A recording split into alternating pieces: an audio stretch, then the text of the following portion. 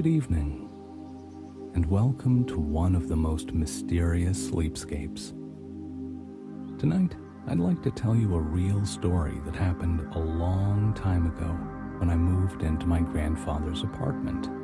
My grandfather Joseph was a famous explorer of the Amazonian rainforests. He'd spent most of his life traversing the jungle before he finally retired to Florida to study the local fauna and flora from the comfort of his porch. So, the apartment had been unoccupied for some time, but was by no means empty. I was cleaving my way through the overgrown tropical houseplants and stacks of paper, old jars and bottles, when I found it on the top shelf of the closet. At first, it just looked like a glass bottle, wide, with a narrow opening at the top, and maybe a little moss or lichen inside. But then a glint of water caught my eye.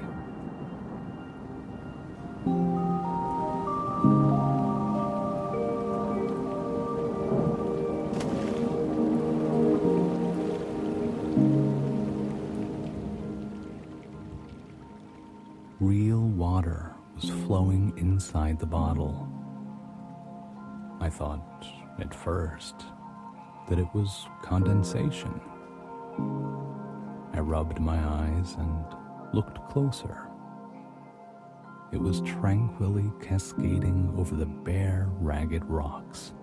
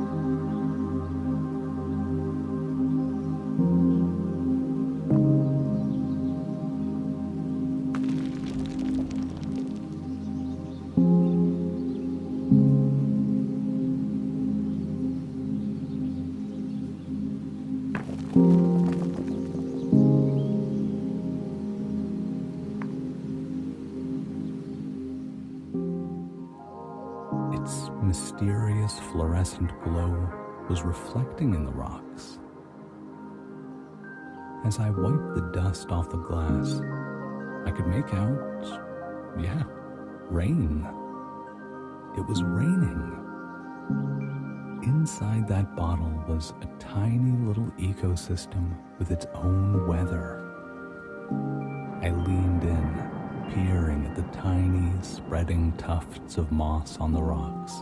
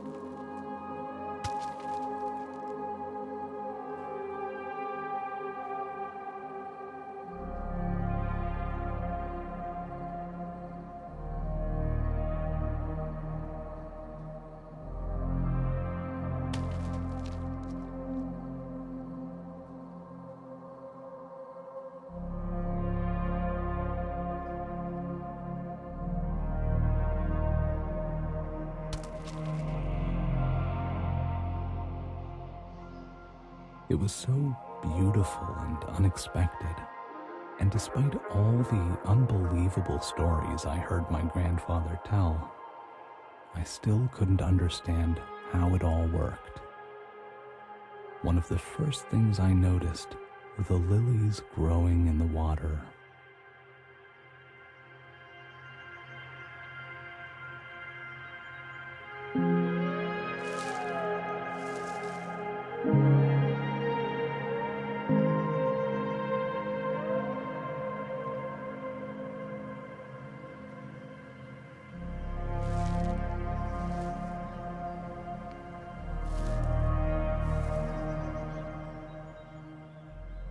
Incredible. Those bright pink clusters of petals and burnt orange centers. They were like tiny fireworks in the water. I'd never seen lilies like that. These delicate flowers were accompanied by the lily pads serenely sitting on the surface.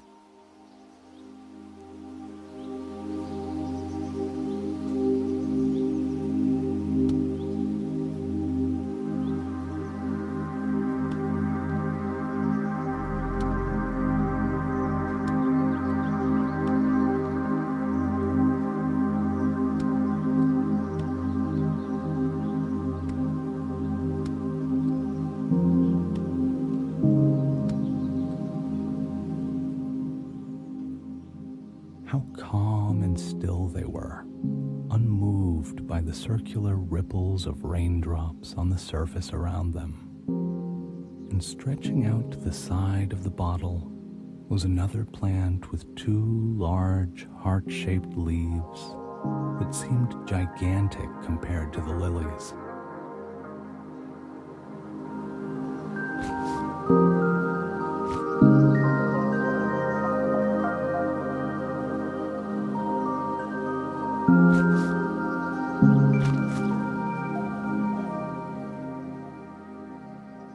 The little droplets of water glistened in the light, and it was then I noticed that this tiny world was inhabited.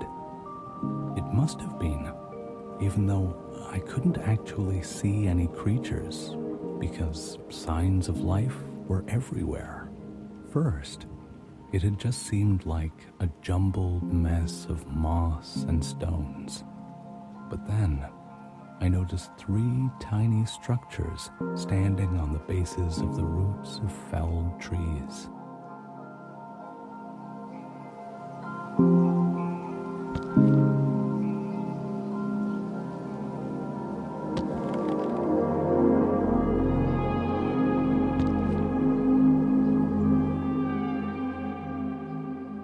They looked like homes nestled between the rocks and were definitely cared for.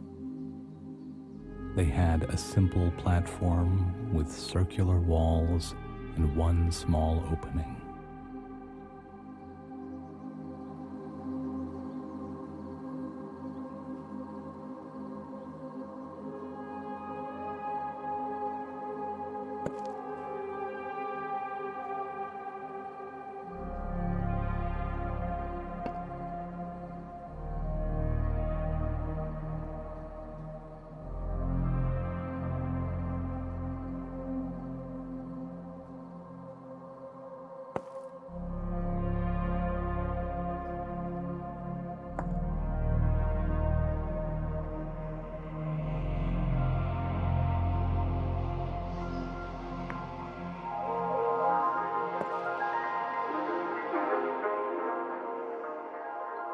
I could see a heartwarming glow coming from the inside. 2 houses were decorated with some kind of local manila rope.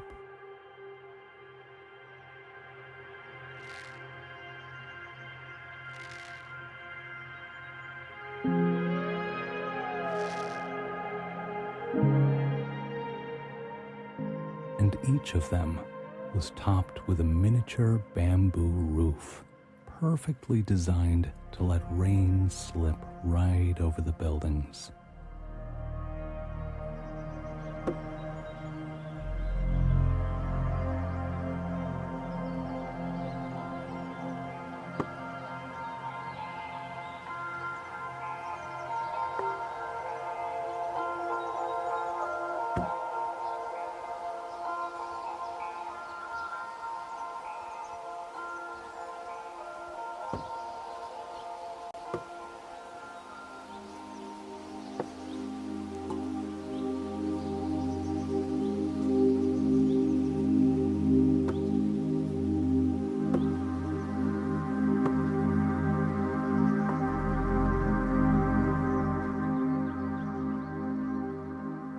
Whoever they were, I guessed that when I left, they'd all come out to sit on those platforms, legs dangling over the edge, watching the rain fall and splash and drip.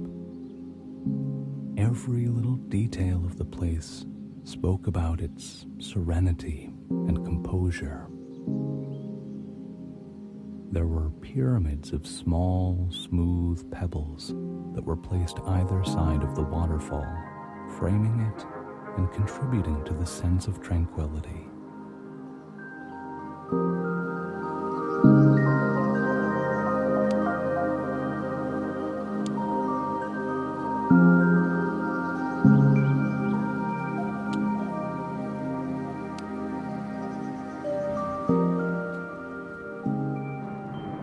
And the more I explored, the more I discovered in this placid rain garden.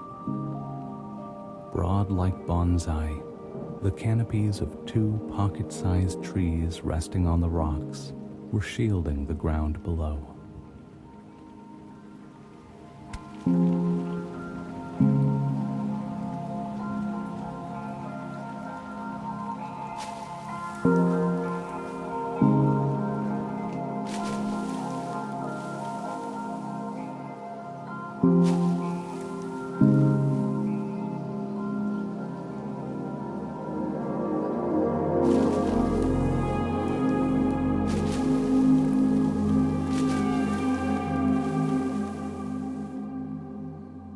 Think of the most mesmerizing color that you've seen in your life, and it won't even be close to the color of those canopies.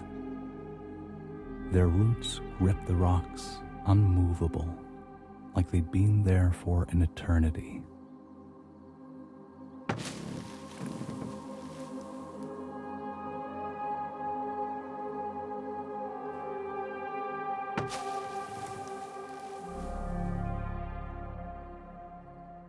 I began to wonder whether it was human-made.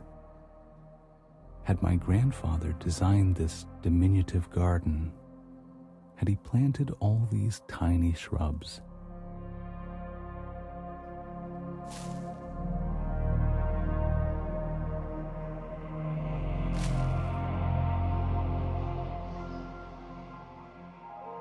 Even the piece of mossy wood seemed to be placed where it was with divine precision to maintain the peaceful balance of the place.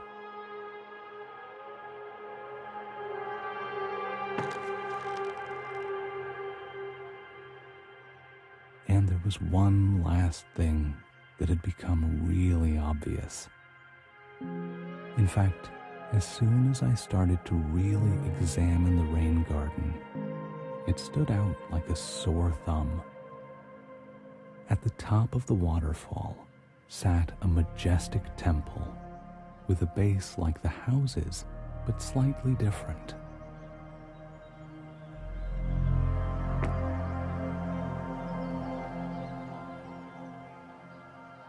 The base was made of stone, carved to look like roots, to be effortlessly blended into the landscape, but still stand out as special, perhaps sacred.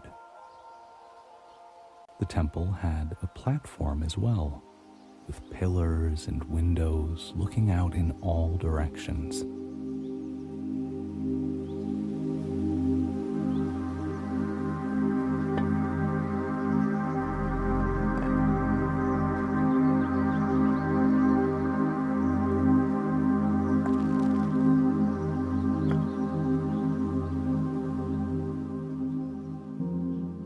It was almost the same color as those fiery lilies. A graceful vine was winding its way around the base and walls.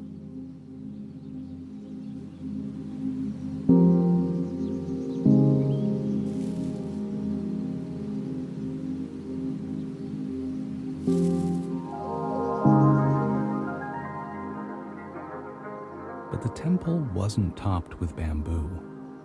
It was crowned with a large domed roof.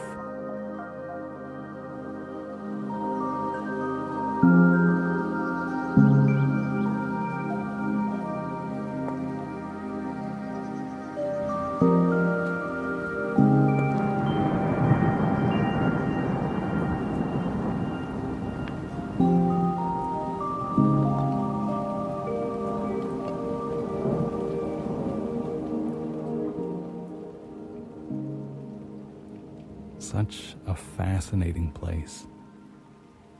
If I hadn't been holding that bottle in my hand the whole time, I wouldn't have believed it was real. I was exhausted from the cleaning and decided to take a break. I closed my eyes for what seemed like only a few minutes, but when I awoke, it was dark and the rain garden in the bottle was gone. Later, I convinced myself that it was just a dream. But one stormy night, years later, I fell asleep to rain pattering against my window. And when I woke up, I noticed something by the rug.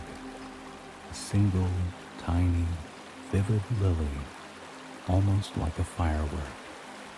And I remembered the land inside the bottle. So now, as you snuggle into your covers, keep in mind this picture, and maybe the rain garden will appear for you too. Sweet dreams.